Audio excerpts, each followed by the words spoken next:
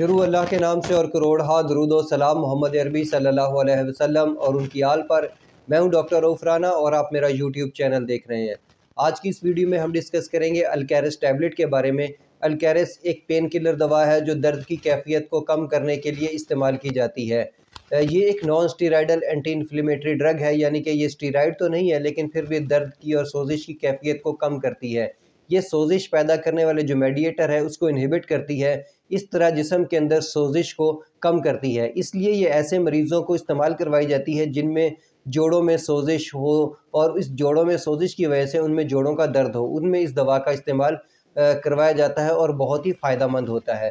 اسی طرح یہ نہ صرف سوزش کو کم کرتی ہے بلکہ نائٹرو آکسائڈ کی جو پروڈکشن ہے اس کو بھی کم سے کم کر دیتی ہے۔ اس طرح یہ ایک اینٹی آکسیڈنٹ کے طور پر بھی کام کرتی ہے، یعنی کہ جسم کے اندر سے فاسد مادوں کے اخراج میں بھی مدد دیتی ہے۔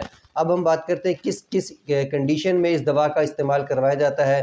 یہ جوڑوں کے درد میں استعمال کرایا جاتا ہے، آرتھرائٹس میں استعمال کروایا جا سکتا ہے، آٹو امیون ڈیزیز میں اس دوا کا استعمال کروایا جاتا ہے، اور ایسی بیماری جس میں جو جوڑ ہیں وہ سویل ہو گئے ہیں ان میں اس دوا کا استعمال کروایا جاتا ہے۔ گھٹنے کے درد میں، ٹانگ کے درد میں، پاؤں کے درد میں، غرض یہ کہ جسم میں کسی بھی حصے میں درد ہو تو ہڈیوں کا درد یا جوڑوں کا درد، اس میں اس دوا کا استعمال کروایا جاتا ہے۔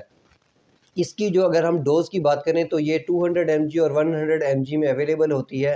جو اس کی میکسیمم ڈوز ہے ایک دن کے اندر وہ 200 mg ہے۔ اس دوا کو 200 mg کو ایک دفعہ بھی استعمال کروایا جا سکتا ہے اور اس کو ڈیوائیڈڈ 2 ڈوز میں استعمال کروایا جا سکتا ہے، یعنی کہ 100 mg کی ڈوز صبح اور 100 mg کی ڈوز شام کو بھی دی جا سکتی ہے۔ ڈاکٹر آپ کی کیفیت کو دیکھتے ہوئے، آپ کے باڈی ویٹ کو دیکھتے ہوئے دوا کی جو ڈوز ہے، جتنی mg ہے، اس کا انتخاب کرتا ہے۔ اب ہم بات کرتے ہیں کہ کن لوگوں کو اس دوا کا استعمال نہیں کرنا چاہیے۔ ایسے لوگ جو گردے کے عارضے میں مبتلا ہوں یا ایسے لوگ جو جگر کے عارضے میں مبتلا ہوں، انہیں اس دوا کا استعمال صرف اور صرف ڈاکٹر کی ہدایت کے مطابق ہی کرنا چاہیے۔ ایسے لوگ جو دل کے مریض ہوں، دل کے مرض میں مبتلا ہوں اور ادویات استعمال کر رہے ہوں، ایسے مریض جو ہائی بلڈ پریشر کا شکار ہوں، یا ایسے مریض جو عمر رسیدہ ہو، ان کی عمر 65 سال سے زائد ہو گئی ہو، تب بھی ان کو اس دوا کا استعمال صرف اور صرف ڈاکٹر کی ہدایت کے مطابق ہی کرنا چاہیے اور انتہائی ضرورت کے تحت ہی کرنا چاہیے۔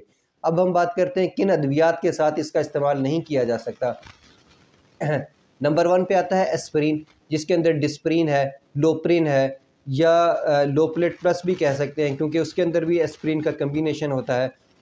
ہر وہ دوا جس کے اندر ایسپرین موجود ہو اس کے ساتھ اس دوا کا استعمال نہیں کیا جا سکتا۔ ایسے مریض جو اسٹیرائڈ کا استعمال کر رہے ہوں ان کو بھی چاہیے کہ اس دوا کا استعمال اسٹیرائڈ کے ساتھ نہ کریں۔ اب ہم بات کرتے ہیں اس کے سائیڈ ایفیکٹس کے بارے میں۔ اگرچہ جو لوگ اس کو استعمال کرتے ہیں ضروری نہیں کہ تمام لوگوں میں اس کا سائیڈ ایفیکٹ ہوں، ہاں کسی نہ کسی مریض میں یہ سائیڈ ایفیکٹ ظاہر ہو سکتے ہیں۔ اس کے جو نمبر 1 ہے جی متلانا، متلی ہونا، قے آنا، یہ اس کے زیادہ تر سائیڈ ایفیکٹس ہو سکتے ہیں۔ ڈائریا ہو سکتا ہے، پیٹ میں درد ہو سکتا ہے، پیٹ میں کرمپس پڑ سکتے ہیں، دل کی دھڑکن تیز ہو سکتی ہے، سانس میں دشواری ہو سکتی ہے، معدے میں جلن ہو سکتی ہے، خوراک کی نالی میں جلن ہو سکتی ہے۔ یہ عمومی طور پر اس کے سائیڈ ایفیکٹ ہیں جو اس دوا کو کھانے سے ہو سکتے ہیں۔ اب ہم بات کرتے ہیں پریگننٹ اور دودھ پلانے والی ماؤں کو۔ پریگننٹ اور دودھ پلانے والی ماؤں کو اس دوا کا استعمال صرف اور صرف ڈاکٹر کی ہدایت کے مطابق اور انتہائی ضرورت کے تحت ہی کرنا چاہیے۔ اور جب اس دوا کا انتخاب کریں، بے شک یہ دوا ہو یا کوئی بھی دوا ہو، تو ضروری ہے کہ اپنے ڈاکٹر سے پہلے مشورہ کر لیں۔ مجھے امید ہے کہ میری یہ معلومات آپ کے لیے فائدہ مند ہوگی۔ اللہ آپ کو اور آپ کے تمام اہل خانہ کو صحت والی زندگی عطا کرے۔ اللہ حافظ۔